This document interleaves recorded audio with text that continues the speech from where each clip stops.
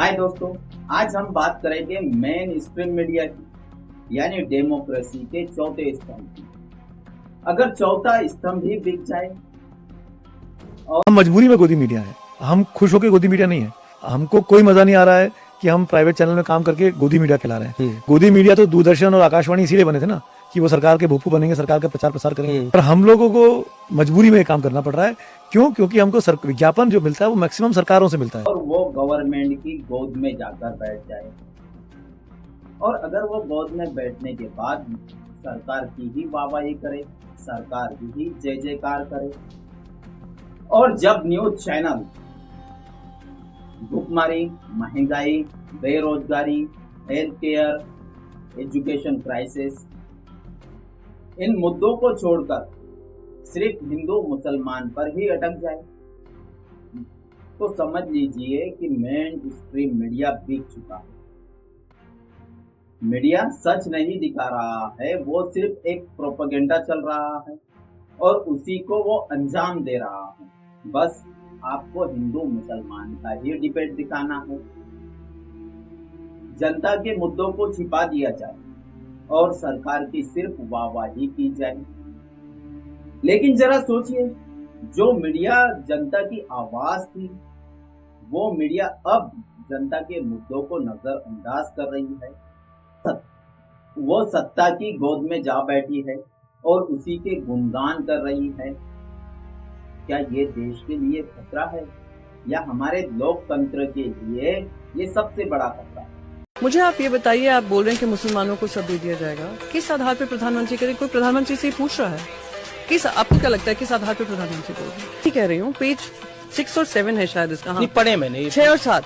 तो आपने जब पढ़ा है तो आप अपने चैनल पे अगर चलाते हैं तो आप झूठ फैला रहे हैं। लेकिन आप झूठ परोस रहे हैं। नहीं, पर चैनल पर आज हमारे पत्रकार नहीं रहे हैं, वो लाउड स्पीकर हो गए हैं। वो जो प्रधानमंत्री ने कह दिया क्योंकि वो पॉपुलर हैं और प्रधानमंत्री जो बोलते हैं बड़े अच्छे वक्ता हैं, तो उन्होंने बोल दिया तो सत्य ही हो। वर्ल्ड प्रेस फ्रीडम इंडेक्स 2024 की रिपोर्ट कहती है, इस रिपोर्ट के अंदर 190 कंट्रियों को सर्वे किया गया, उसमें से भारत का नंबर है 160। यानी आप अंदाजा लगा सकते हो कि हमारे देश की मीडिया कितनी कमजोर है। वो वाकई में फ्रीडम होकर काम नहीं कर रही है।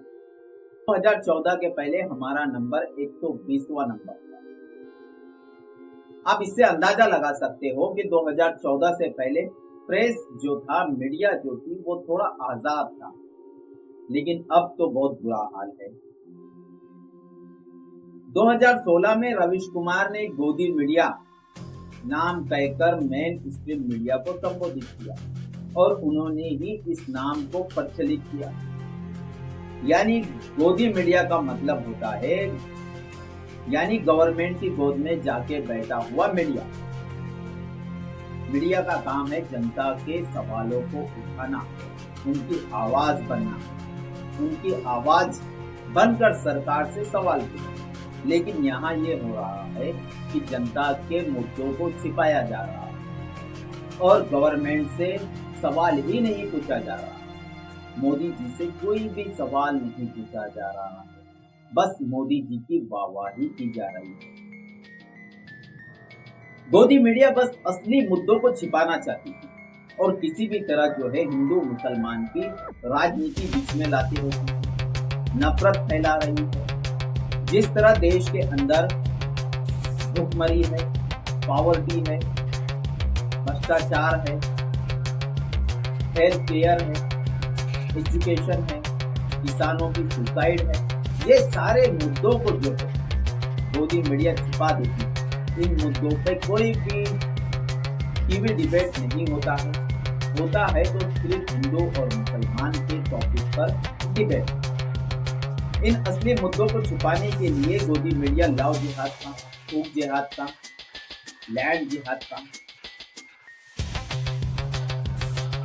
पॉपुलेशन जिहाद का, तरह से मार्केट में नए जिहाद बनाती है और असली मुद्दों को छुपा देती है ताकि लोगों को लगे कि मुसलमानों से खतरा है, हिंदुओं को लगे कि मुसलमानों से खतरा है, लेकिन असली मुद्दों को छुपा दिया जाता है। अब टीवी पे बैठने वाला एंकर अपने आप को देशभक्त बताता है। इनमें इतना राष्ट्रवाद आ चुका है कि ये खुद को सबसे बड़ा देशभक्त बताते हैं कि इनसे बड़ा देशभक्त शायद कोई ही नहीं। पूरे हमारे देश में इनसे बड़ा देशभक्त शायद कोई नहीं होगा। इतना बड़ा ये खुद को जो है देशभक्त बताते हैं। सत्ता से सवाल नहीं करते, विपक्षी दलों से सवाल किया जाता है। विपक्षी दलों को देशद्रोही बताते हैं, उनको उनकी गलतियों को उजागर किया जाता है। लेकिन मोदी गवर्नमेंट की कोई भी गलती को ये नहीं बताते हैं कि मोदी गवर्नमेंट ने कोई गलती की है, क्या मोदी जी ने कोई गलती की है। सिर्फ मोदी जी की इमेज को इस तरह से बना दिया है गोदी मीडिया ने कि मोदी जी है तो सब कुछ मुमकिन है। अगर मोदी जी नहीं होते तो हमारे देश का नाम पूरी दुनिया में नहीं होता। आज मोदी जी है तो पूरी दुनिया में, पूरे विश्व में डंका बज रहा है हिंदुस्तान का। हम सुपर पावर बन रहे हैं। इस तरह के इमेज बनाकर ये लोगों के सामने ये गोदी मीडिया रखने में कामयाब हो रहा है। मीडिया पर कंट्रोल 2014 से पहले मीडिया पे कंट्रोल था, लेकिन उतना ज्यादा नहीं। वो असली मुद्दों को दिखाता था।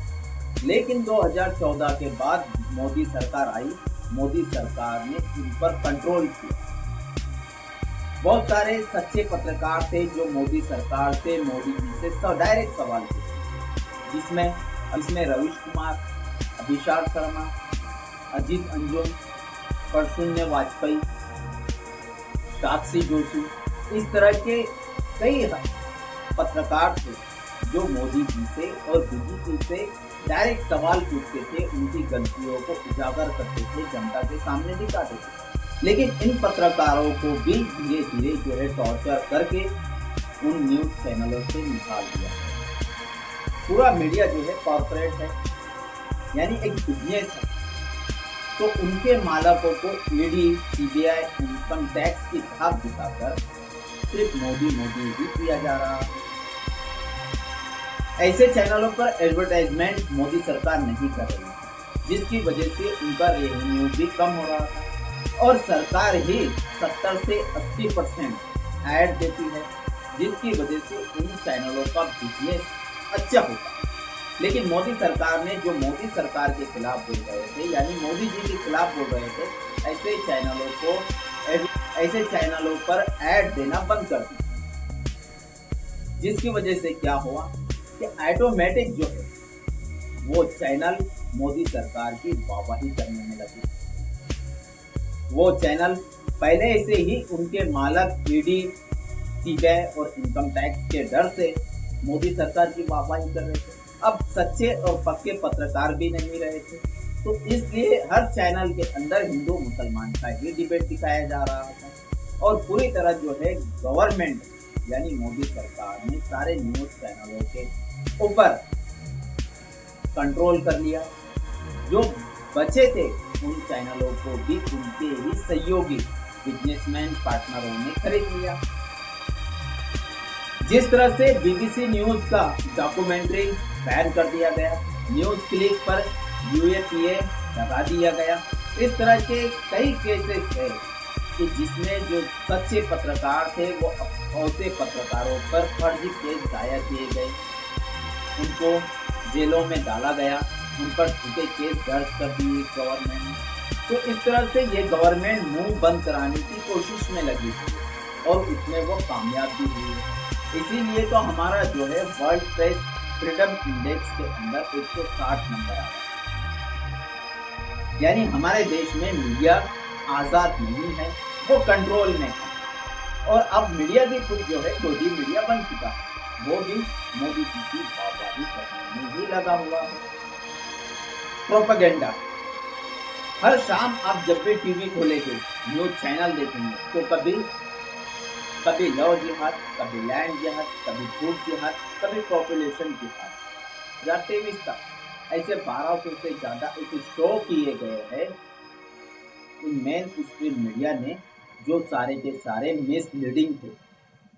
मेन स्ट्रीम मीडिया के कई पत्रकारों पर गलत इंफॉर्मेशन देने की वजह से मिसलीडिंग इंफॉर्मेशन देने की वजह से केस दर्ज हुए। प्रोपेगेंडा भी यही है कि हिंदू मुसलमान में नफरत फैलाओ और हिंदुओं को मुसलमानों के खिलाफ करो, ताकि हिंदू एकजुट हो जाएगा। वो सारा का सारा फोर्स जो है मोदी जी के ही पाले में चला जाएगा। इस तरह की जो है ये प्रोपेगेंडा चलने में ये मीडिया सक्सेस हो रहा है और बस मोदी जी की वाहवाही करना है, क्योंकि अगर मोदी जी की वाहवाही नहीं करेंगे, जनता के मुद्दे उठाएंगे तो मोदी जी फिर से नाराज हो जाएंगे। और मोदी जी की वाहवाही करने में फायदा ये है कि जनता के मुद्दे उनको उठाना ही नहीं है कि जिस तरह से बेरोजगारी, महंगाई, एजुकेशन, हेल्थ केयर, इन पे इनको डिबेट भी नहीं करना है। ये इन पे शो भी नहीं करते कि इंडिया के अंदर एम्प्लॉयमेंट क्या है, इंडिया के अंदर एजुकेशन सिस्टम कैसा चल रहा है।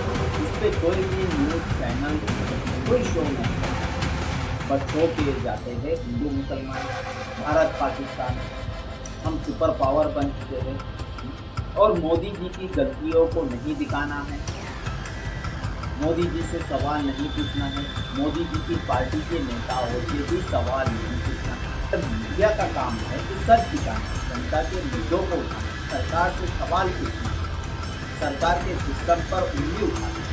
अगर वो मुद्दे नहीं उठाएंगे तो कौन CMEI की रिपोर्ट है कि भारत के अंदर 8% बेरोजगारी।